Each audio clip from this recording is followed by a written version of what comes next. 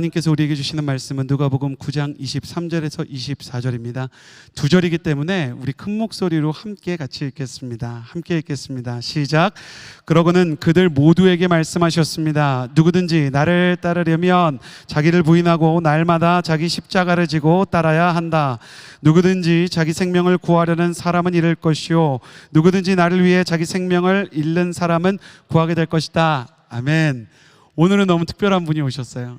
세상의 문화와 경제의 중심, 예술의 중심이라고 불리는 뉴욕의 맨하튼에서 인투 온누리 교회라는 청년 젊은 교회를 인도하시고 또 성장시키시면서 부흥시키시는 목사님이시고요. 너무 사랑이 많고 지혜가 깊은 목사님이십니다. 인투 온누리 교회의 심상현 목사님을 소개합니다. 뜨거운 박수로 맞아주십시오. 우리 더 큰 박수로 주님께만 찬양과 영광을 드리고 원합니다. 아멘. 이렇게 목사님이 소개 잘 해주셨는데 정말 중요한 거 하나 소개를 안 해주셨어요. 제가 여호수아 출신입니다. 여호수아 공동체에서 목사 안수 받고 2009년도 12월에 미국으로 파송되었는데 정말 여호수아 공동체에서 제가 많은 우리 리더십들 또 우리 멘토님들 사랑 많이 받고 목회 훈련을 아주 잘 받았습니다. 여호수아에게 하나님께서 그러셨죠. 내가 발바닥으로 밟는 모든 땅을 다 주겠다고. 그래서 미국에서 목회할 때 여호수아 가족들 만날 때마다 너무 큰 격려가 됐고 선교지 많이 누비고 다녔는데 선교지에서 우리 여호수아 출신 선교사님들 만날 때마다 굉장히 큰 은혜와 도전이 있었고 아름다운 동역이 지금까지도 계속 이어지고 있습니다. 우리 한 번 더 여호수아 공동체 축복하길 원합니다. 우리 여호수아에게 주신 하나님의 언약처럼 우리 여호수아 공동체 모두가 다 하나님 약속하신 열방에서 주님의 나라 위해서 헌신하는 아름다운 제자의 삶 살 수 있기를 주님의 이름으로 축복합니다. 프론티어라는 영어 단어가 있습니다. 경계선이라는 뜻인데요. 프랑스어로 프롱티에르라는 단어에서 유래된 단어랍니다. 미국 서부 개척 시대에 이미 동부의 13개의 주는 다 개간이 되었고 길도 다 뚫려 있었습니다. 그런데 서부의 그 광활한 땅에는 아무도 걸어가 보지 않은 그런 땅들이 있었죠. 그래서 이미 개간된 13개의 주와 한 번도 가보지 않은 그 광활한 땅 그 가운데 사이를 프론티어, 경계선이라고 불렀고 그 경계선을 뛰어넘는 사람들을 프론티어즈라고 부른 것입니다. 신앙에도 이렇게 자신의 안전지대를 버리고 한 번도 가보지 않은 길을 걸어가는 프론티어의 삶이 있습니다. 프론티어의 정신을 가지고 주님을 위해서라면 나의 안전지대를 다 벗어나서 어디든지 부르심을 따라가는 사람들, 이런 사람들 우리가 프론티어라고 이야기하죠. 제가 잘 아는 프론티어 한 사람 소개합니다. 1885년에 우리나라에 자신의 경계를 뛰어넘어서 온 호레이스 그랜트 언더우드라는 선교사입니다. 이 사람 뉴욕 출신입니다. 뉴욕에 가면 NYU라고 뉴욕 대학교 있는데 뉴욕 대학교에서 공부하고 미래가 아주 촉망되었던 젊은이였습니다. 25세, 그러니까 25살 때 하나님의 부르심을 받아서 이제 조선 땅으로 갈 준비를 하게 됩니다. 그런데 이때 아마 여자친구가 있었던 것 같아요. 내가 조선 땅에 정말 복음의 불모지 아무도 가려고 하지 않은 그곳에 복음을 들고 가겠다고 하니까 사귀던 여자친구가 헤어지자고 하더랍니다. 그래서 결국은 차였습니다.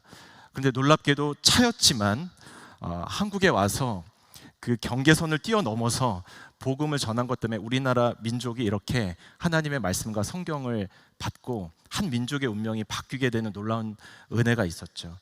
사랑하는 여러분, 아마 교제하고 계신 분들이 이 중에 있을 텐데 하나님을 위해서라면 헤어져도 된다라는 것 꼭 기억하시고,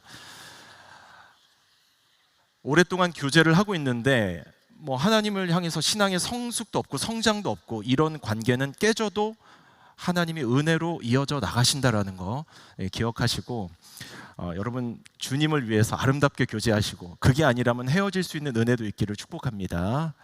네, 아멘 하시는 분들은 아마 없으신 분으로 제가 알겠습니다. 또 한 분의 프론티어 한 번 더 소개하려고 합니다. 에드윈 프로스트 맥파렌드라는 선교사입니다. 이분은 언더우드가 내한한 1885년보다는 한 10년 뒤에 한국에 오신 분입니다. 이분 역시 나이 25세 한국에 온 필라델피아 출신 미국 북장로교 선교사입니다. 교육 선교의 퍼스트 제너레이션인데 너무 앞장서셨던, 특별히 여자도 공부해야 된다, 여자도 학교에 가야 된다. 그래서 이 선교사님과 부부가 우리 여성 교육에 앞장서셨던 선교사님으로 우리나라에 잘 알려져 있습니다. 언더우드가 서울 중심으로 수도권에서 사역했다면 이 맥파렌드 선교사님은 주로 그 경상북도 지역에서 사역을 하셨던 것 같아요. 근데 장기적으로 묵을 이제 집이 필요하니까 아마 오늘날 얘기하면 에어비앤비 장기 렌트를 구했던 것 같습니다. 그래서 집 주인에게 양해를 구하고, 그 당시 뭐 외국인들 잘 안 받았죠. 근데 한 집주인이 내 방 하나 있으니까 쓰라고 자기 방을 내준 것 같아요. 근데 그 집주인 옆에서 이렇게 보니까 가정에 근심이 아주 많았습니다. 어떤 근심이 있었냐면 자녀가 없었어요. 그래서 선교사님이 그 집주인한테 얘기를 했습니다. 예수 믿으면 하나님이 자녀를 주실 건데 예수 믿으라고, 예수 영접하시라고. 그래서 그 권면을 듣고 예수님을 믿게 됩니다. 그리고 하나님의 놀라운 은혜로 그 가정에 자녀를 하나님이 주신 거예요. 그 뒤로 선교사님 따라다니면서 같이 복음을 전하는 집사님이 되십니다. 그런데 놀라운 것은 그 아들이에요.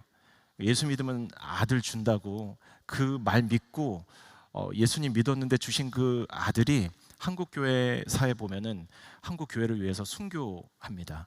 우리 엑츠 비전 빌리지에 그 위쪽으로 올라가다 보면은 한국 그 순교자 기념관이 있는데 거기에 장로님으로 이렇게 그 순교한 순교보가 있습니다. 그리고 그 아들이 미국 휴스턴에서 교회 개척하시고 아주 교회 위에 헌신한 장로님이셨고, 그리고 그 아들이 이제 얼마 전에 서울에서 목회를 하시고 은퇴하셨고, 그리고 그 아들이 접니다. 네. 감사해요. 이렇게 반응해 주셔서. 사실은 저희 가정의 운명을 바꾼 만남이었습니다. 한 경계를 뛰어넘은 25살의 청년의 그 프론티어 정신이 사실 저희 가정의 운명을 바꾼 거예요. 저희 가정의 운명만 바꿨습니까?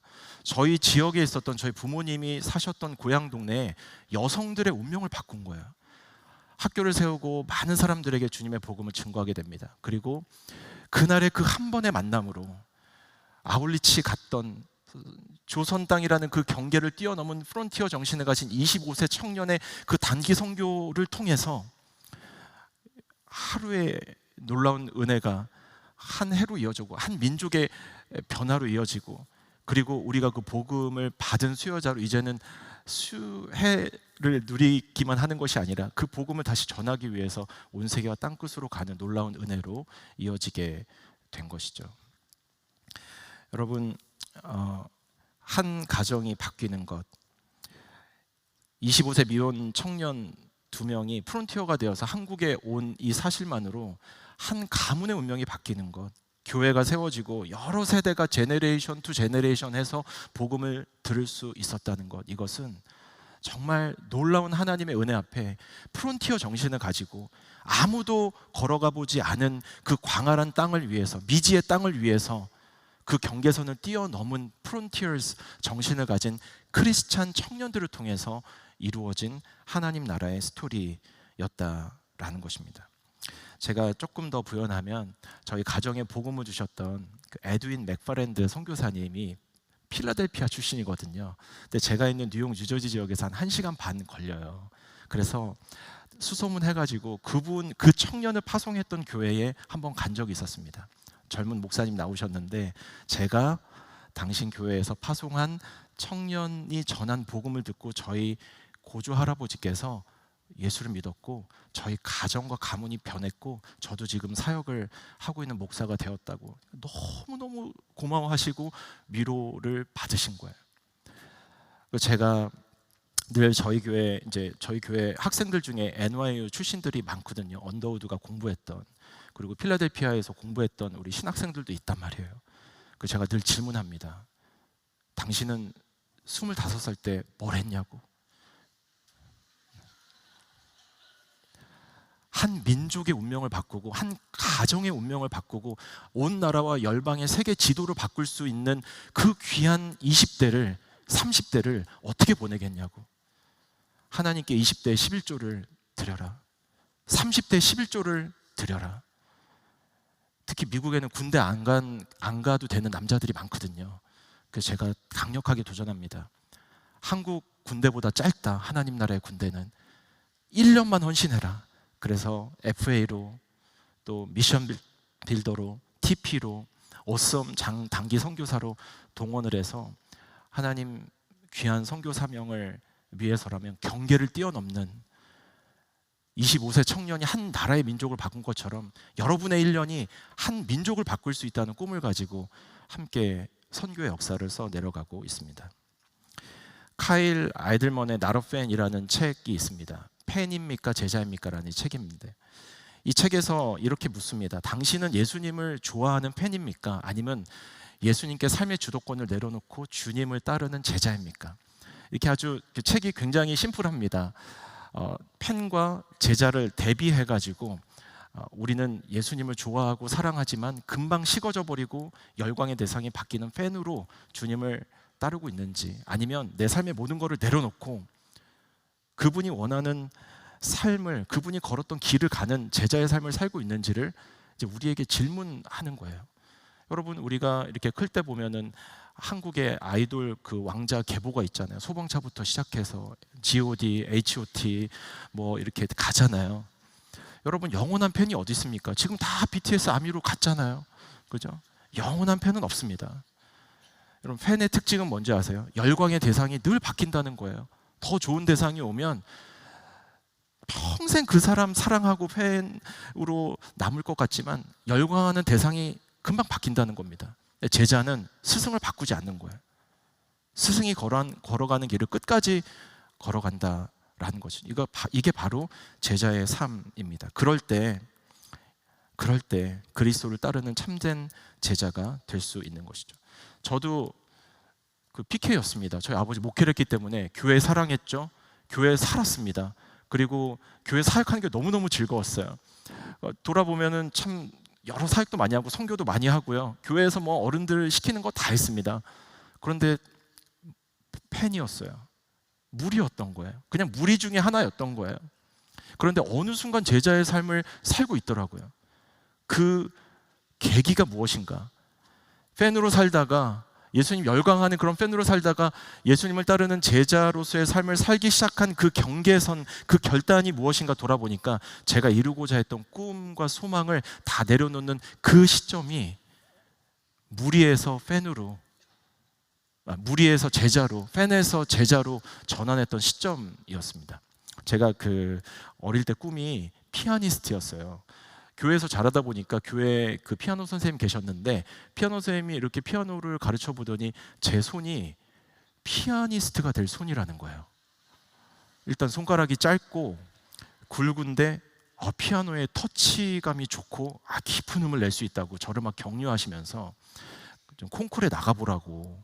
그래서 신문사가 주관하는 콩쿠르에 나갔는데 수상을 한 거예요.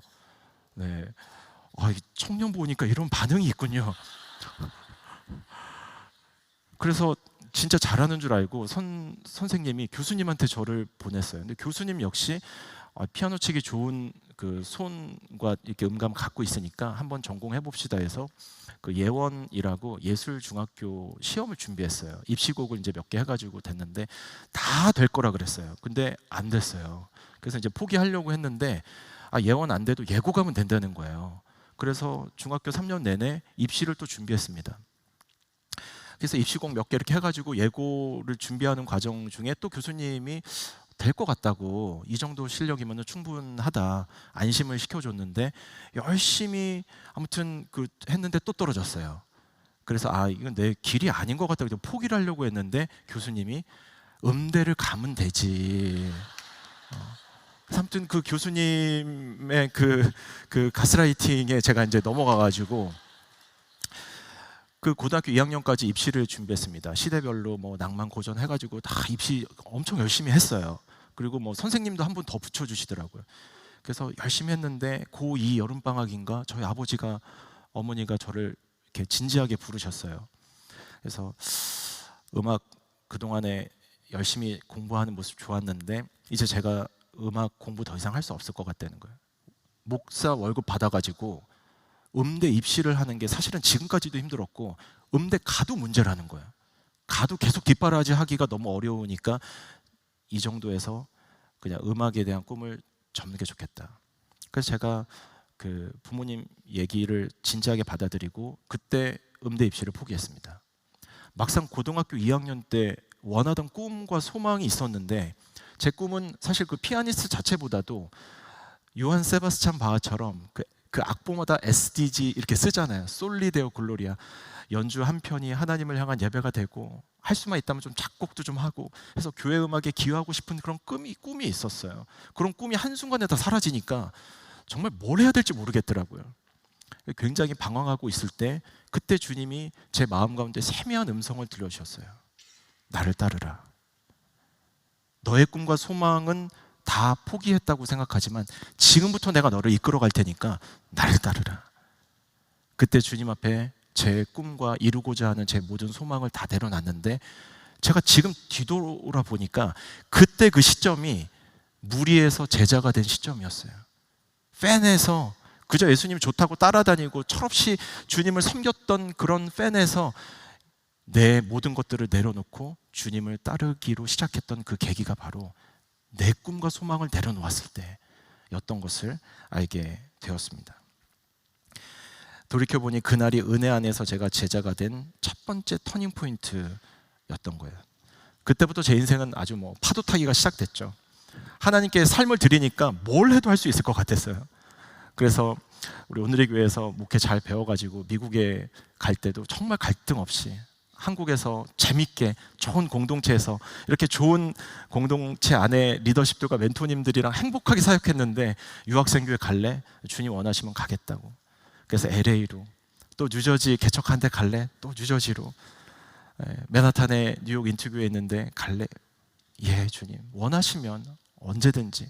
제가 목회의 꿈이 나는 맨하탄에서 한인 유학생들과 청년 중심의 교회를 목회해야지라는 꿈을 가지고 있었다면 전 지금 인투교회를 섬기는 목회자가 될 수 없었을 거예요. 근데 하나님께 삶을 한번 내어드리니까 그때부터 제 인생의 파도 타기를 시작하게 됐는데 얼마나 익사이팅한지 몰라요. 안주할 수가 없는 거죠. 주님이 원하시는 곳까지, 지금도 성령의 파도 타기를 통해서 원하시는 곳까지 제가 그냥 서핑하는 마음으로 주님 저를 사용해 달라고, 저는 이제 제 인생에 줄 수 있는 게 아무것도 없다고 고백하는 심정으로 목회를 해나가고 있습니다. 이런 프론티어십을 가진 이런 프론티어 제자들의 특징이 오늘 저와 여러분이 함께 나눈 본문 안에 있습니다. 첫 번째는 주님을 위해서 희생과 포기를 기쁘게 감수한다라는 거예요. 독일의 순교자였던 보네포 목사님 얘기했죠. 나를 따르라라는 책에서 주님을 따르는 제자들의 특징을 딱 한 개의 영어 단어로 표현합니다. The cost of discipleship. 제자가 되는 데는 희생과 포기가 너무너무 당연하게 뒤따른다라는 거예요. 보네포 목사님 이렇게 얘기합니다. 내가 주님을 따른다고 하면서도 포기한 게 하나도 없다면, 내가 주님을 따르는데 희생한 것이 하나도 없다면 그것은 주님을 따르는 제자가 되지 않았다라는 거예요. 여러분 가정도 마찬가지입니다. 가정이 너무 해피하고 행복하고 안정감 있게 우리 가정을 생각만 해도 막 기분이 좋죠. 그러면 아마 여러분 가정에서 누군가가 희생하고 있는 중이라고 생각하셔야 돼요. 여러분의 아버지가, 여러분의 어머니가. 여호수아 공동체가 제가 보니까 세례 때 너무 큰 감동이 있었습니다.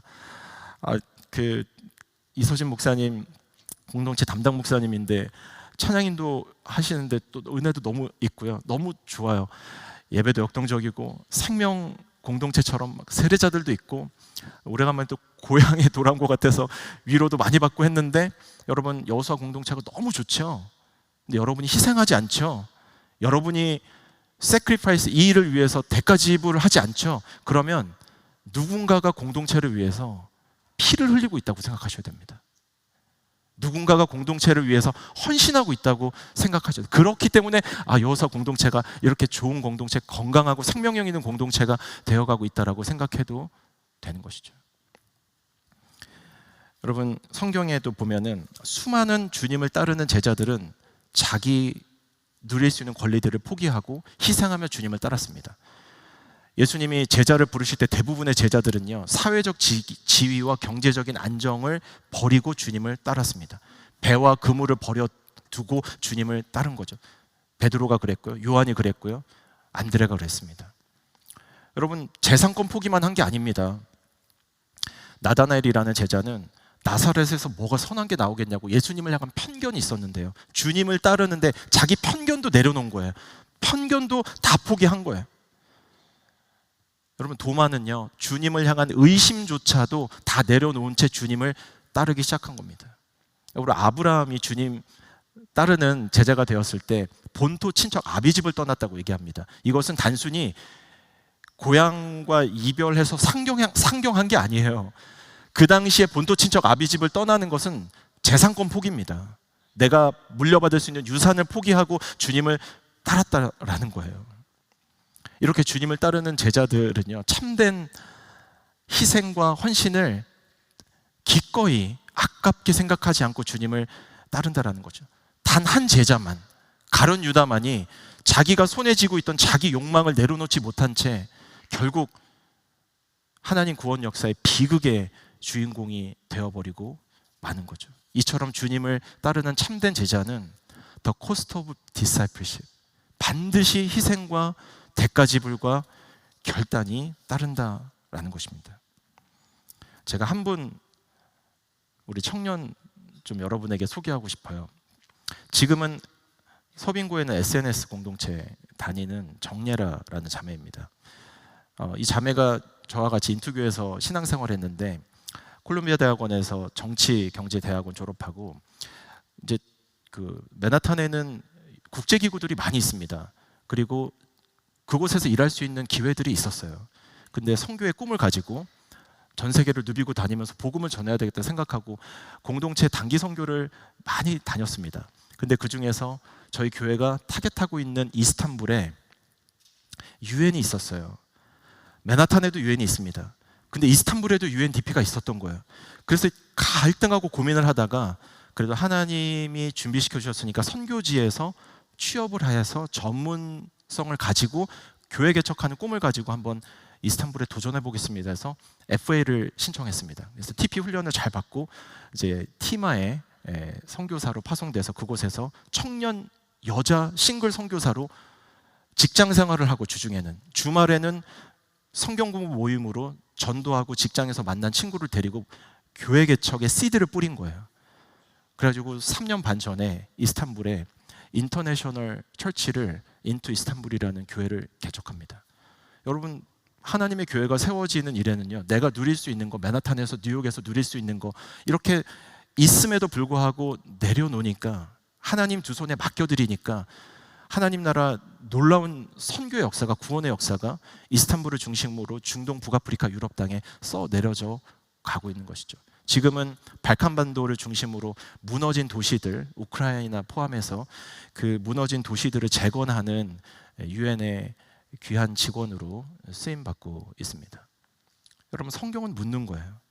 우리가 정말 주님을 따르는 제자라고 하면서도 주님을 위해 무엇을 희생했는가, 무엇을 포기했는가, 내가 손에 쥐고 있는 이것을 과연 내려놓을 수 있는지를 질문하고 있는 본문이 오늘 저와 여러분이 함께 나눈 본문인 것이죠.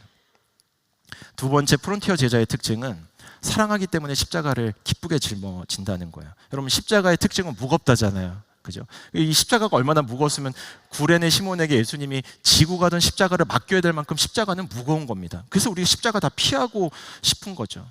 여러분, 그 구레네 시몬이 그 무거운 주님의 십자가를 대신 졌다는 이유만으로 그 십자가를 진 그 은혜 안에서 자기도 은혜를 받고 초대교회에서 영원히 지워지지 않는 이름이 됐고요. 그 두 아들이 있습니다. 알렉산더와 루포라는 초대교회에서 귀한 청년 리더십으로 하나님 나라에 쓰임받는 아들이 되는 거죠.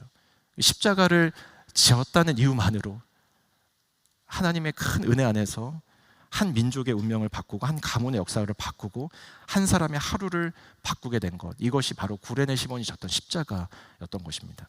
제가 이제 청년 사역 많이 했거든요. 그래서 이렇게 중매 많이 합니다. 중매 많이 해서 예전에는 정말 중매하면요 정말 많이 결혼했어요. 요즘은 뭐가 잘 안 돼요. 그 인투교에서 이렇게 좀 만나봐라 그러면 족족 다 헤어집니다. 그래서 요즘은 소개를 아예 안 해요. 근데 예전에는 제가 만나라 그러면 정말 결혼 많이 했거든요. 그래서 제가 보니까 서로 이렇게 전공도 다르고 분야도 다른데 너무 좋은 커플이 될 것 같은 거예요. 그래서 한번 만나보라 했습니다. 형제는 음악을 전공했어요. 악기를 전공했는데 대학원 박사과정에서 이제 지휘를 했고, 자매는 약대생이었는데 약사였어요. 근데 뭐 전공 분야는 다르지만 하나님 사랑하는 헌신된 청년이니까 또 저희 교회가 청년 인원이 많거든요. 잘 몰랐으니까 같이 좀 만나보라고. 첫 번째 딱 만나고 자매한테 전화가 왔어요. 둘 다 리더십이었는데 전화 와서 목사님 저 이 남자는 안 될 것 같습니다. 그래서 왜 그러냐 그랬더니 자기 평생에 클래식이 제일 싫은 사람이 바로 자기라는 거예요. 근데 첫 만남 때 3시간 동안 이 남자가 클래식 얘기만 계속한 거예요. 너무너무 자기는 힘들었다고. 그래서 제가 그 마음은 아는데 그래도 목사님이 소개해 줬으니까 3번은 만나야 될 거 아니냐. 2번만 더 만나봐라, 2번만. 그래서 이제 하여튼 목사님이 소개는 해줬으니까 2번 더 만나보겠다고. 요즘은 그런 자매들 없어요. 그냥 한 번 아니면 아니에요. 근데 한 10년 전에는 그 목사님 부탁하면은 몇 번 더 만나주고 했어요. 그래서 만났는데 3번 만나고 저한테 또 전화를 했어요, 자매가. 형제는 뭐 너무 좋아가지고 난리죠. 근데 자매가 목사님 역시 안 될 것 같다고. 만나면 클래식 얘기를 하는데 도무지 알아들을 수가 없고, 콩나물 물음표 자기가 제일 싫어하고 콩나물도 안 좋아한대. 너무너무 그 음악이 이 십자가인 거 자기한테는. 근데 3번 만났는데 한 가지는 알겠더래요. 목사님이 왜 만나라고 했는지. 남자가 그냥 사람은 좋아 보인대요. 그래서 제가 그거로 물었죠. 사람이 좋으니까 2번만 더 만나봐라. 그래가지고 2번 더 만났는데 그로부터 4개월 이후에 결혼했어요. 여러분 목회자들이 만나보라 그러면 만나보세요. 좋은 일이 많아요. 그리고 나서 10년 만에 올해 1월 1일에 아이 2 데리고 세배하러 저희 집에 온 거예요. 저희 아내가 바이올린 했거든요. 저희 아내 옆에 있고 부부가 넷이 앉아가지고 이제 밥을 먹었는데, 그 형제도 음악을 전공했죠. 저희 아내도 음악을 전공했거든요. 그러니까 둘이 앉아가지고 음악의 동향을 쭉 얘기를 하는 거예요. 어느 지휘자가 어디로 갔고 어느 교수 자리가 난데 누가 갔고 한참 얘기하는데 제 앞에 앉아 있었던 그 자매가 2 사람 얘기에 자꾸 끼어드는 거예요. 아니 나중에 제가 이렇게 보니까 나랑 이 자매는 조용하겠구나 했는데 3분은 떠들고 저만 조용한 거예요. 보니까 음악계 동향을 다 아는 거예요. 남편 인스타에 친구들, 음악하는 분들 친구들 팔로우를 다 해서 그분이 어디에서 연주회를 했고 어디에서 지금 뭐 마스터 클래스를 하고 있고 어디에 지휘자로 또 발령이 났고 어느 한국의 뭐 코심이랑 뭐 오케스트라에서 뭐 악장이 됐고, 이거를 너무 잘 아는 거였어. 내가 너무 신기해가지고 아니 저기 그 어떻게 된 거냐고. 그 클래식 자기한테 십자가하고 너무 힘들고 콩나물도 안 먹는다면서 지금 너무 전문가가 됐는데 어떻게 됐냐고. 그래서 자매가 그러는 거야. 목사님 제가 남편을 그래도 사랑하니까 남편이 사랑하는 클래식을 점점 더 사랑하게 되더라고요. 그러면서 남편보다 더 많은 클래식에 대한 정보들을 가지고 남편이랑 대화하는 게 이제는 너무 즐거운 일이 됐다는 거야. 십자가였지만 너무 힘들었지만 남편을 사랑하니까, 남편이 너무 좋으니까 그 남편이 좋아하는 길을, 그 클래식의 길을 지금 같이 걷고 있는 거예요. 여러분 우리가 예수님 사랑하잖아요. 그때부터 십자가는 벌이 아니에요. 우리가 진짜 저 십자가가 나의 죄를 대속하기 위해서 주님이 짊어지신 십자가라는 게 믿겨지잖아요. 그 주님이 너무 고맙잖아요. 그 주님을 따라가는 게 너무 즐겁죠. 그때부터 십자가는 짐이 아니에요. 함께 걸어가는 하나님의 은혜와 임재 상징인 거지, 나를 너무 사랑하는 하나님의 증거인 거지, 그 형벌이 아니라는 거예요. 사랑하면 십자가를 질 수 있습니다. 할렐루야. 예수님 사랑하는 마음으로 자기 십자가를 지고 자신을 날마다 부인하며 주님을 따르는 여호수아의 모든 가족들 되기를 주님의 이름으로 축복합니다. 마지막 프론티어 제자의 특징은 지금의 부르심을 뒤로 미루지 않는다는 거예요. 그게 예수님 사랑하는 제자들의 특징이라는 거예요. 여러분 오늘 함께 읽은 누가복음 9장 제일 끝절에 가면 2명의 사람이 콜링을 받습니다. 제자 콜링을 받는 거예요. 근데 동시에 예수님이 2명 콜링을 했는데 첫 번째 사람이 이렇게 대답합니다. 아버지 장례를 내가 좀 치르고 주님을 따를 테니까 조금 기다리시라고. 두 번째 사람한테 나를 따르라라고 얘기했더니 이 두 번째 사람 뭐라고 얘기를 하냐면 그러면 가족들이랑 만나서 이별을 하고 내가 식사를 하고 다시 주님을 따를 테니까 주님이 좀 기다려 달라고. 근데 예수님이 둘 다 거절하셨어요. 여러분 예수님이 비상식적인 분이 아니잖아요. 장례가 났으면 당연히 장례를 치르고 주님을 따를 수 있도록 기다리시는 분이잖아요. 예수님이 거절하신 것은 미루려고 하는 그 속마음을 보시는 거예요. 지금의 부르심을 미룸의 핑계를 대고 있는 그 사람의 속마음을 보시고 미루려고 하는 그 마음에 대해서 거절하신 거예요. 여러분 예수님 당시의 장례 문화는 사람이 죽잖아요. 유대 장례 문화는 1일장입니다. 죽은 그날에 장사를 치러야 돼요. 예수님 돌아가셨을 때 니고데모와 아리마대 사람 요셉이 하루 만에 장례를 끝내야 되기 때문에 자기 무덤 내주고 그 약품 가져와가지고 예수님이 시신 처리하고 하느라고 고생을 한 거예요. 지금 누가복음 9장 후반부에 나온 이 사람의 대답 있잖아요. 예수님 따르라고 했는데 장례 치르고 가겠다고. 진짜 아버지가 돌아가셨으면 지금 예수님 앞에 서 있을 수 없습니다. 장례가 났으면 지금 장례를 치르고 있었어야 되는 거예요. 그런 얘기는 뭐예요? 아버지가 죽지 않은 거예요. 아버지가 죽지 않았는데 그 아버지가 언젠가 죽게 될 텐데 그러면 내가 아버지 유산도 좀 상속해보고 돈 맛도 좀 보고 그리고 나중에 좀 늙어가지고 할 거 없을 때 주님 따르겠다고 죽지도 않은 아버지의 장례를 핑계 삼아서 지금의 부르심을 거절한 거예요.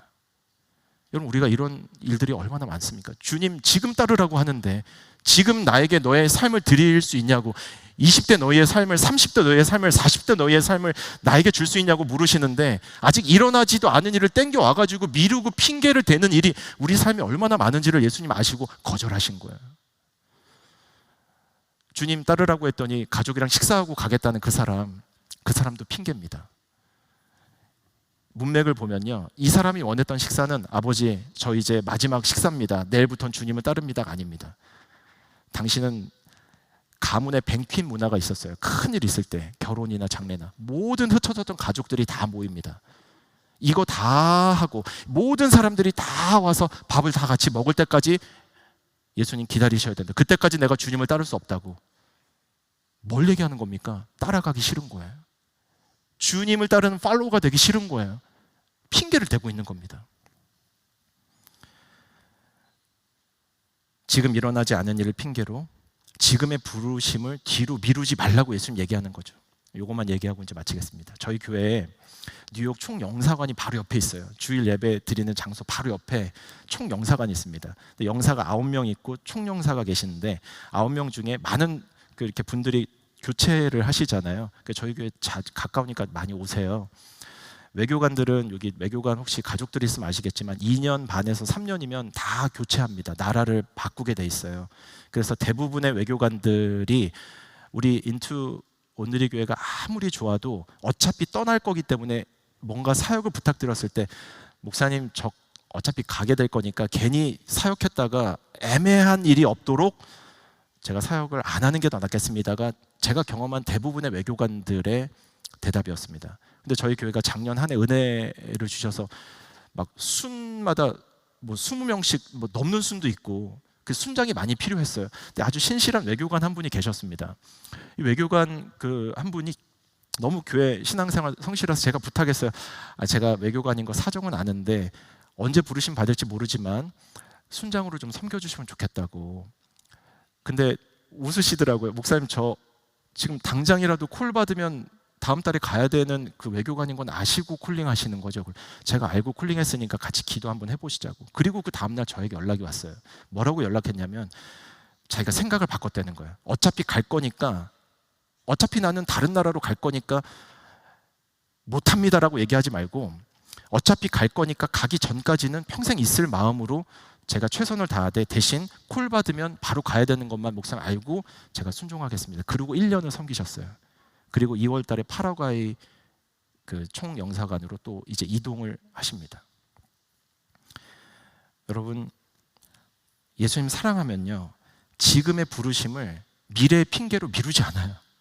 예수님 진짜 사랑하면요, 나를 구원해 주신 그 은혜 때문이라도 Follow me now, 지금 순종하라고 얘기하시는 그 부르심에 응답하는 겁니다. 하나님, 제가 취업 준비생이니까 취업 좀 하고요, 제가 원하는 직장이 있는데 그 직장으로 이직한 다음에요, 하나님 이루어야 될 가정이 있으니까 연애라도 좀 해보고 가정이라도 좀 이룬 다음에 주님을 섬기고요, 집이라도 좀 마련하고 좋은 안정감 있는 나의 스테러스가 준비된 다음에 주님을 따르겠습니다. 여러분, 누가복음 9장 뒤편에 나온 이 두 사람의 핑계랑 똑같은 핑계를 대고 있는 거예요. 주님 거절하시는 거예요. Follow me now, 지금 따르라고. 결국은 부자 청년은 그 지금 따르라는 주님의 부르심에 응답하지 못한 채 근심이 가득한 상태로 돌아갔잖아요. 오늘 말씀은 결국은 한 사람을 주목하고 있습니다. 진정한 프론티어 되신 예수 그리스도, 그분을 따르는 팔로워가 되라는 거예요. 여러분, 예수님이야말로 이 땅에 진정한 프론티어시죠. 하늘과 땅의 경계를 뛰어넘어서 오신, 죄와 죽음과 사망과 생명의 경계를 뛰어넘어서 우리를 살리러 이 땅에 오신 진정한 프론티어. 여러분, 이 땅의 1호 선교사가 누굴까요? 바로 진정한 프론티어 되신 예수 그리스도라는 것입니다. 이 예수님 따라서 우리가 주님의 길을 제자로 걸어갈 때 우리가 프론티어가 되는 게 아니에요. 그분을 따르는 팔로워가 되는 겁니다. 팔로워로 주님을 따르다 보면 세상이 여러분을 프론티어라고 얘기할 거예요. 경계를 뛰어넘는 사람, 강을 건너는 사람, 죽음을 두려워하지 않으면서 한 가정과 가문의 인생을 바꾸고 한 민족의 운명을 바꿀 사람으로 하나님이 여러분을 지금 바로 부르고 계신다라는 거예요. 사랑하는 여러분, 진정한 프론티어 되신 예수 그리스도, 그분을 따라가면서 한 나라의 운명을 바꾸고 한 민족을 바꾸고 한 가정과 가문의 인생과 일생을 바꾸는 그런 예수님의 참된 제자로 결단하고 그 주님의 은혜 앞에 엎드리는 그런 귀하고 복된 여호수아 공동체 모든 가족들이 될 수 있기를 주님의 이름으로 축복합니다.